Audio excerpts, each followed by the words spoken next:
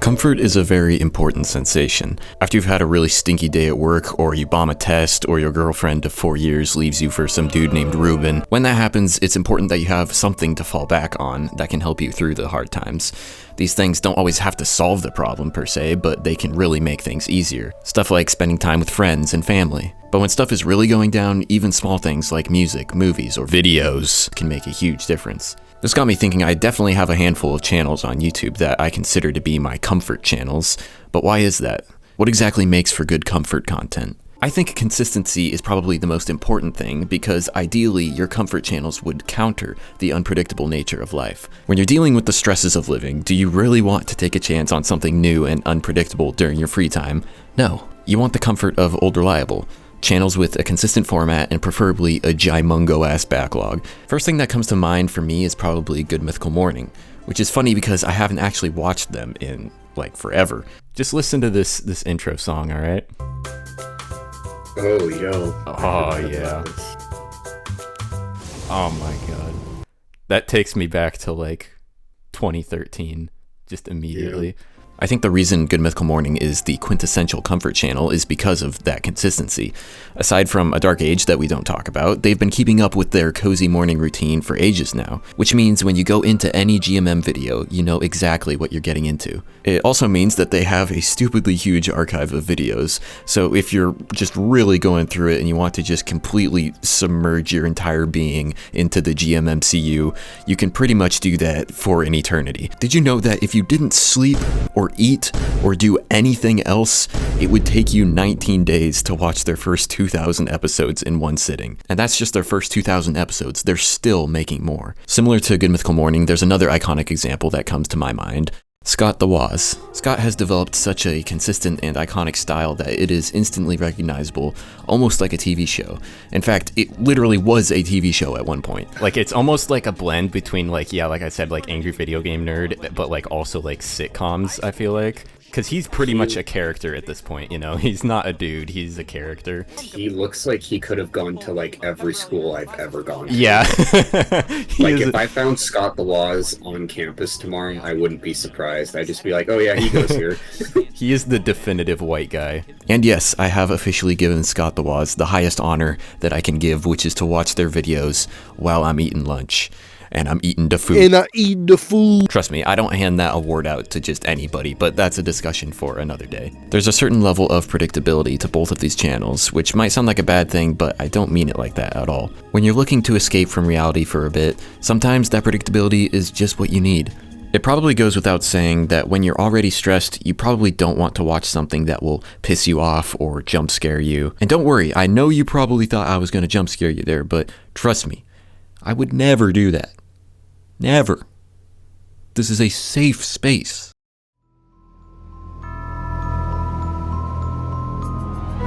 DSLR Guide has some of the most immaculate chill vibes I've ever experienced, and even if you're not into cameras, I still totally recommend checking him out if you want to relax. His soft tone and warm electric piano soundtrack makes me feel like everything's gonna be okay. Working retail, I would frequently deal with people complaining, telling me off, screaming even, and it's after days like that when the restoration videos really be hitting, man. No yelling, no conflict, just the satisfying sound of getting the rust off. I'm about to rust right now, bro. I should probably address the elephant in the room, nostalgia. I know I'm not the only one who goes back and rewatches childhood shit to feel better. During the lockdown, when no one had any idea what was going to happen to the world or what our futures would look like, I went back and watched old Ryan Higa stuff. And you know what? It really helped. It gave me a respite, and it took me back to a time when I was less anxious. I personally don't really go back and watch old Let's Plays, but I can totally understand why people do. They kind of just had a different vibe to them back in the day. Especially the old Jacksepticeye videos, right before he fully blew up. I'm talking the Lincoln Log looking ass cabin era. I don't know why there's just something so cozy about the idea of this dude sat in his one room cabin mattresses propped up behind him, recording just, your humble Let's Plays. I don't know, it just feels so cozy and genuine. Which brings me to my final criteria, genuineness.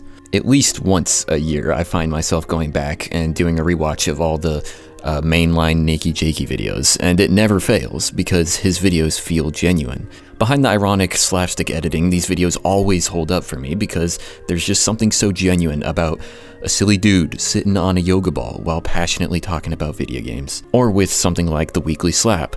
It's just a guy talking about the deeper aspects of life set over some Call of Duty footage.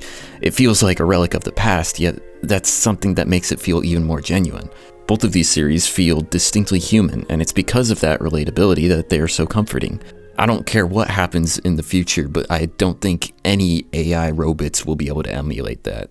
I talked about some of my favorite comfort channels, but I'm curious about what other people's go-tos are. So I decided I'm just going to steal answers from this Reddit thread and pass it off as content.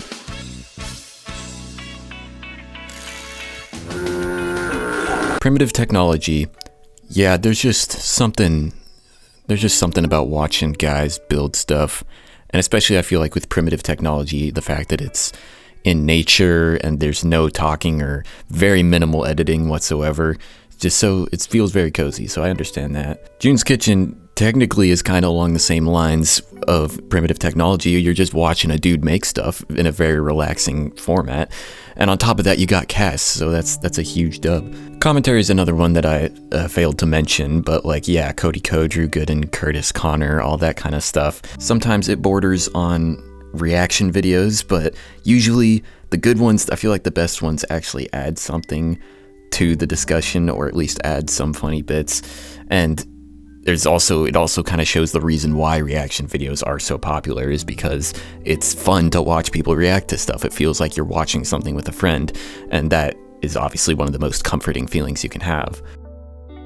Summoning Salt. There's just something about him, man. Yeah, that's pretty well said.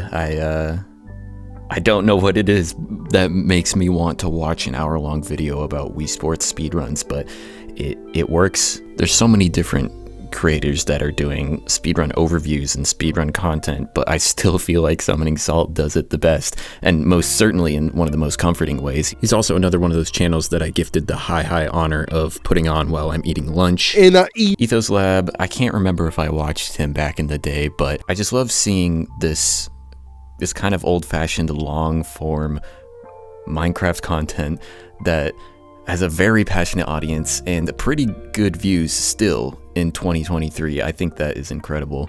This is Townsend's, yeah.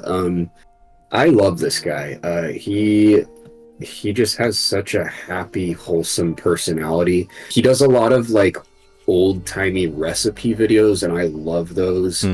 I just love the concept of this guy. The fact that he exists makes me so happy. He's making the mac and cheese in a tin over a campfire. That's so sick. He's legit. He is legit. He doesn't fuck around, dude. So this is Solo Travel. The thing that's interesting is he never talks. Isn't it so nice? It is really nice. It's just so chill. It is if you want to go 100% chill mode, if you've just been hearing people talk for too long and you don't even want to hear someone say words, you're like, I'm done with people. I just want vibes. I love the way that he explains everything that he does. He's like, I'll buy a small one. We head to the bus station. Water, but I'm just gonna buy a small one. Will it come? Will it come? So. I'm getting nervous. I'd be getting nervous too, bro. You already know. We used to watch this. We used to watch asleep. Captain Sparkles. Yeah, I just find his cadence and how he's kind of softly spoken and for sure just playing classic. I mean, it's modded as hell, but it's I don't know, it's Minecraft, it's nostalgic, and Captain Sparkles is nostalgic, and I don't know. There's still something that feels very comforting about just being able to unplug from hardships, tragedies, terrible things going on with the real world and just watch a guy enjoy playing a video game. It feels like these days 90% of content is all about being loud and fast and grabbing your attention, and in very certain cases feeding off of and encouraging negativity. Thankfully, there are heroes out there who devote their lives to the noble cause of making comfort content. It makes me happy because it proves that that can work as well. Negativity isn't the only thing that sells, and there's definitely a market for wholesome and comfy videos still. As people desire it, more people will watch it, and as more people watch, this content will only become more popular, and that makes me happy. It will never be the most popular style of video by far, because, I mean, loud and negative content is popular for a reason. It is attention grabbing. But I believe comfort content deserves its own place here. In fact, I think it needs its own place here. They may just be videos, but if they can provide even a little bit of comfort for someone, then they can go a long ways in helping people through difficult times. It's why Bob Ross paints, and it's why Rhett and Link eat cow balls. So yeah, support your local comfort channels.